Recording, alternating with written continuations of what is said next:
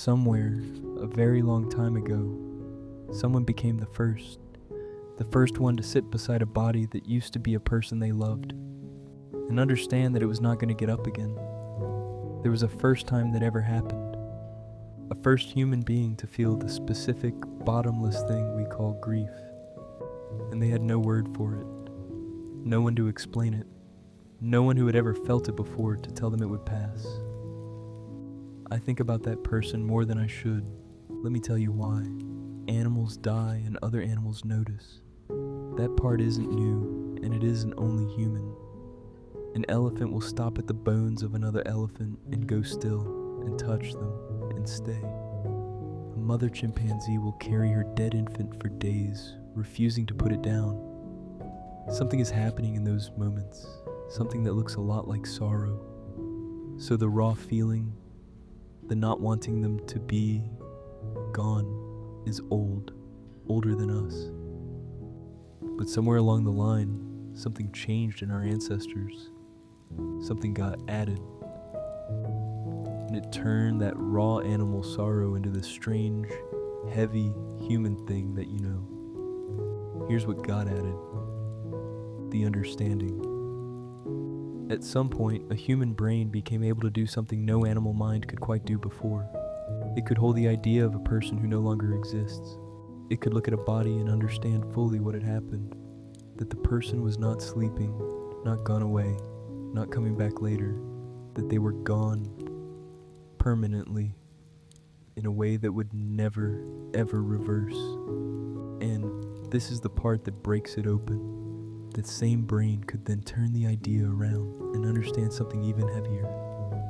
If this can happen to them, it will happen to me and to everyone I love. That's the moment grief became human. The moment a creature could not only feel the loss in front of it, but understand the loss completely, its permanence, its meaning, and the fact that it was coming for all of them. We can actually see the fingerprints of this. Not the feeling.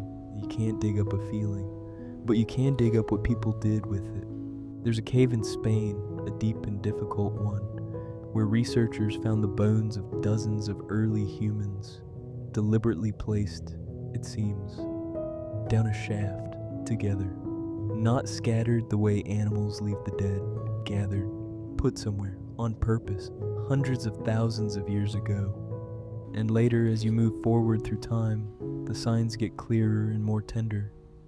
Bodies arranged in careful positions, curled up as if sleeping.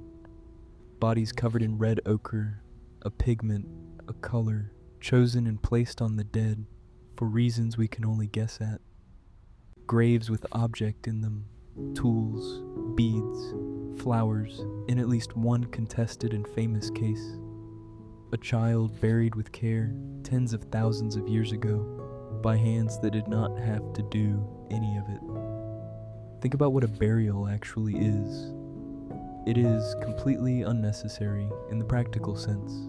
The dead don't need it. It costs the living time and effort and risk. There is no survival reason to gently arrange a body, to color it, to place a beloved object beside it, to sit with it. An animal doesn't do this.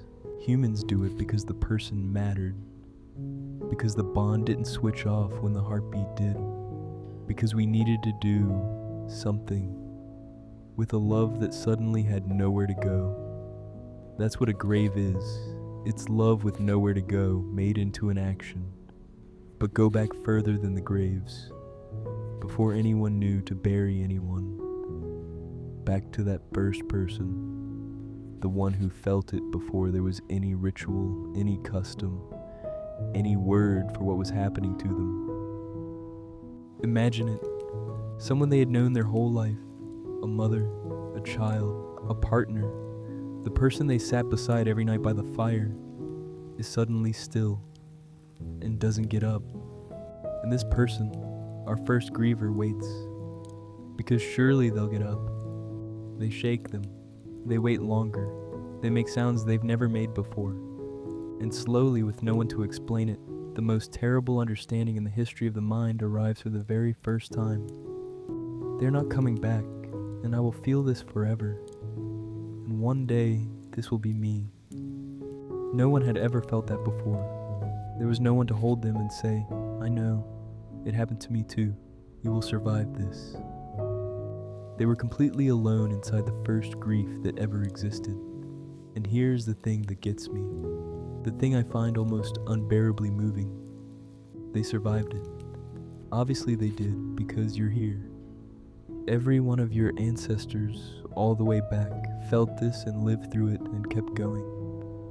And more than that, somewhere along the way, humans took that unbearable, isolating feeling and did the one thing that makes us who we are.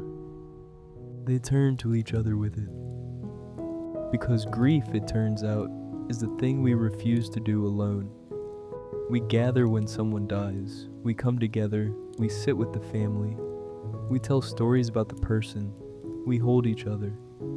Every human culture that has ever existed, everywhere on Earth, has some version of this. The one universal response to death is, we do it together. The most isolating feeling there is became the thing that pulls humans closest. So when you grieve, and you will, and you have, you are doing something unimaginably old. You are feeling the exact thing that first person felt, in the dark, with no words for it. The difference is, you are not the first. You are the latest in an unbroken line of billions who felt this and were held through it and past the holding on. That first griever had no one. But because they survived, you will never have to grieve the way they did. Alone, without a word for it, thinking they were the only one. Grief is the price of having loved someone, and it is the oldest proof we have that being human was ever worth it.